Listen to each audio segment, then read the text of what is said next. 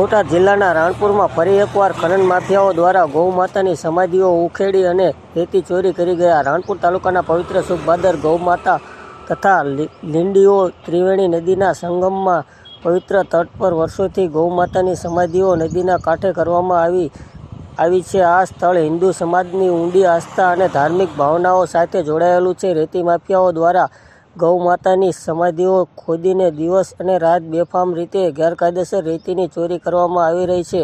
વધુ દુઃખ બાત એ છે કે આ સ્થળની નજીક પવિત્ર સ્મશાન તથા પવિત્ર કબ્રસ્તાન આવેલું હોવા છતાં પણ આ અસંવેદનશીલ અને અમાનવીય પ્રવૃત્તિઓ નિર્ભયતાથી ચાલુ છે। આ ગંભીર મુદ્દે રાણપુર ગૌ નદી ગ્રુપ દ્વારા તંત્રને વારંવાર રજૂઆતો કરવામાં આવી છે। ઉપરાંત રાણપુર પત્રકાર સમિતિ દ્વારા પણ અનેક વખત સંબંધિત અધિકારીઓને ટેલિફોનથી રજૂઆત કરવામાં આવી હોવા છતાં તંત્ર દ્વારા આજ દિન સુધી કોઈ પણ પ્રકારના ઠોસ કે અસરકારક પગલાં લેવામાં આવ્યા નથી। તંત્રની આ બેદરકારીના કારણે સ્થાનિક લોકો તથા ગૌ ભક્તોમાં ભારે રોષ ફેલાયો છે।